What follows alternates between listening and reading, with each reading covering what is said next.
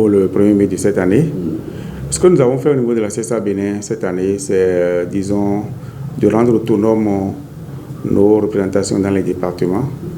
Donc, nous avons reçu plein de projets pour la date du 1er mai 2023 que nous avons accompagné avec les moyens de la Confédération.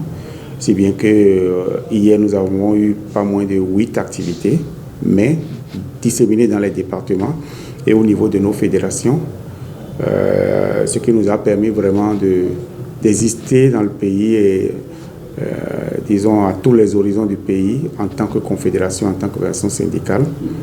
Et en dehors de ça, au niveau national, au niveau de la confédération elle-même, nous avons profité de la date du 1er mai pour lancer une pétition en ligne et que nous invitons les travailleurs à signer pour interpeller le gouvernement et le Parlement sur un certain nombre de situations liées, disons, au mal-vivre des citoyens et des travailleurs, notamment la question de l'augmentation du salaire qui n'est pas encore une réalité dans le privé, les réformes dans le secteur agricole qui compliquent l'existence de nos paysans, notamment les cultivateurs de soja, de coton et autres filières organisées par le gouvernement, et d'autres sujets liés au secteur privé, au secteur informel, au secteur public. Bref, sur toutes ces questions, nous avons lancé cette pétition et notre intention, c'est d'obtenir suffisamment de signatures pour que ces débats se mènent à l'Assemblée nationale. Nous avons une Assemblée qui, nous l'espérons, va être légèrement, disons, différente de ce que nous avons connu et donc qui pourra se saisir des sujets à fort impact social pour que le débat se fasse tout au moins. Nous ne savons pas ce que le débat va donner, mais tout au moins que ceux qui aspirent à nous représenter à l'Assemblée nationale puissent connaître nos problèmes, puissent sentir que nous sommes décidés à réussir cette interpellation-là et qu'ils puissent être un peu nos relais, le relais des cris de détresse des travailleurs et des populations. Ça a été lancé hier. En regardant un peu l'évolution des choses, je me rends compte que ça commence à prendre progressivement. Et dans les prochains jours, nous allons organiser la communication autour de ça pour que tous citoyens dans les coins les plus reculés du Bénin sachent que cette pétition existe et qu'ils n'ont qu'un seul geste à faire, c'est juste la signer pour nous permettre de mieux nous entendre. Parce qu'on a parfois le sentiment que le gouvernement, disons, en choisissant de s'assourdir, de rester sourd, il semble qu'il est en train de devenir effectivement sourd. Et il faut donc, disons, ce moyen que nous avons trouvé et qui est utilisé ailleurs, qui fonctionne très bien, que nous avons voulu explorer chez nous pour, disons, attirer son attention sur les difficultés au quotidien, les difficultés sociales nées de sa gouvernance, nées des réformes parfois pas trop bien pensées, pour qu'enfin il fasse les inflexions qui nous permettent d'espérer un avenir meilleur. Alors, à l'occasion de la célébration de la fête du 1er mai, votre cahier de charge, vous les syndicalistes au niveau de la bourse du travail, les syndicalistes, les fêtières, il y a eu un souci par rapport à la transmission du cahier de charge. Qu'est-ce qui était à la base ici? En fait, il n'y a pas un souci. Nous avons reçu l'invitation de façon formelle de la part du ministre de tutelle, le ministre du Travail et de la fonction publique, pour venir participer à la cérémonie de présentation des cahiers de doléances. Et au niveau de ma confédération, nous avons décidé de ne pas répondre à cette invitation pour la simple raison que, disons, le côté folklorique de la cérémonie a pris le pas sur les intentions réelles de regarder le contenu des cahiers et d'apporter les réponses consensuelles qu'il faut. Et je vous informe que cette position de la CSA Bénin est une position que nous avions déjà eue et exprimée l'année dernière. La seule différence, c'est que cette année, nous l'avons rendue publique. Mais nous avions pensé que nous étions entre gens intelligents et responsables et qu'il suffisait simplement, disons, d'adopter cette position, d'attirer l'attention du ministre de tutelle pour que les choses évoluent. Et parce que pour nous, les instances de dialogue social existent. Le cadre de dialogue social dans notre pays est un cadre, je dirais, excellent, théorique excellent, un cadre théorique excellent. Le problème aujourd'hui, c'est le jeu des acteurs du dialogue social, et notamment le jeu de l'acteur gouvernemental, et qui aujourd'hui se ferme complètement à toute négociation, à toute rencontre. Et nous avons considéré au niveau de la Confédération que il ne nous revient pas d'alimenter le folklorisme auquel le ministre tient, auquel le gouvernement tient, et qu'il vaut mieux, disons, ne pas participer à quelque chose qui n'apporte absolument rien de nouveau. Il n'y a pas de plus-value dans le cadre des résolutions des problèmes des uns et des autres.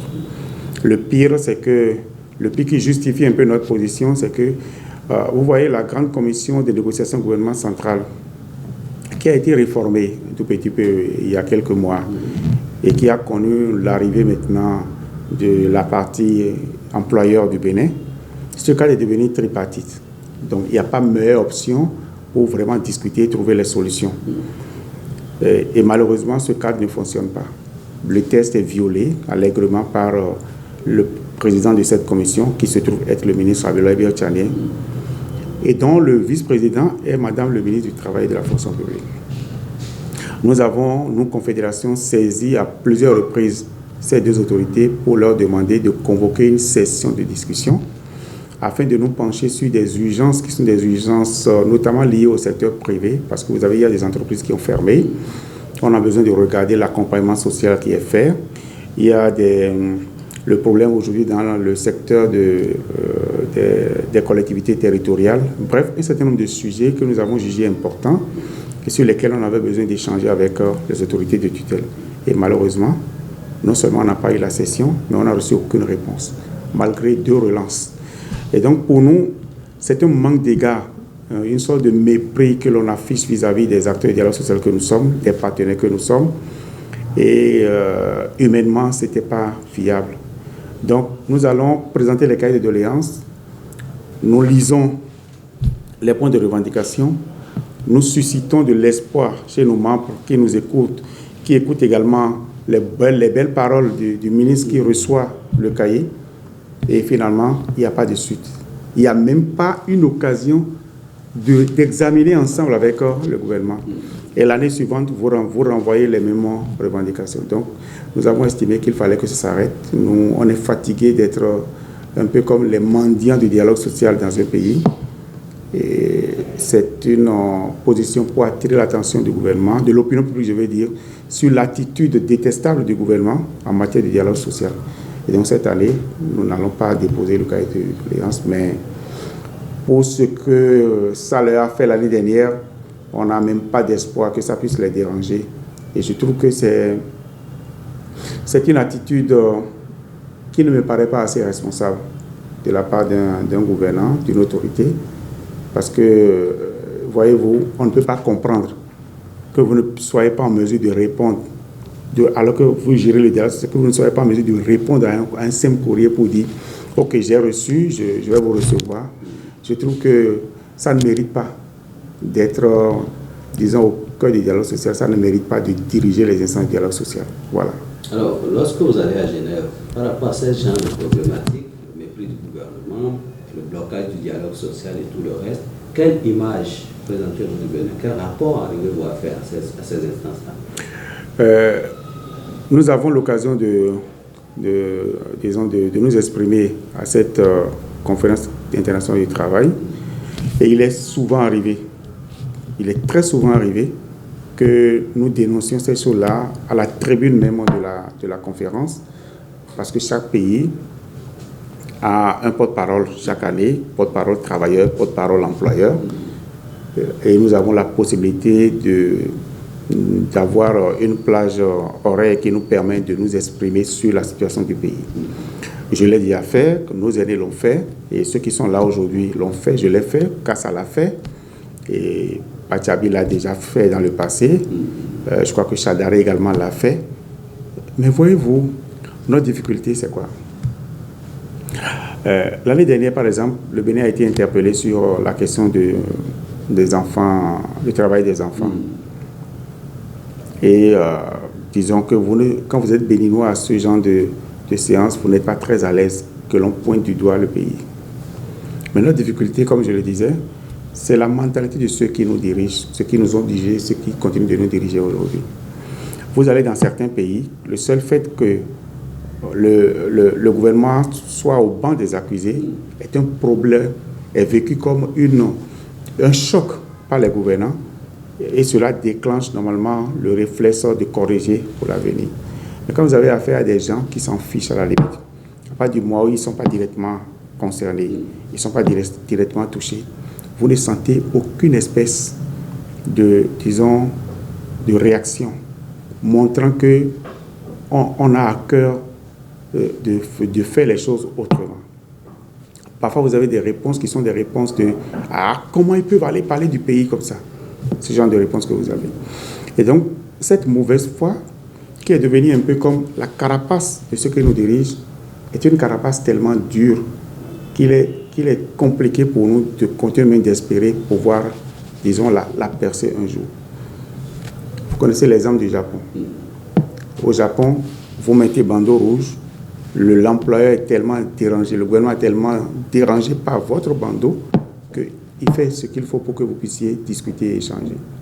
Vous savez bien qu'ici, vous pouvez mettre les bandeaux tous les jours de l'année, ça ne dit rien aux gens parce qu'ils n'ont pas cette culture et ils ne veulent même pas apprendre pour changer.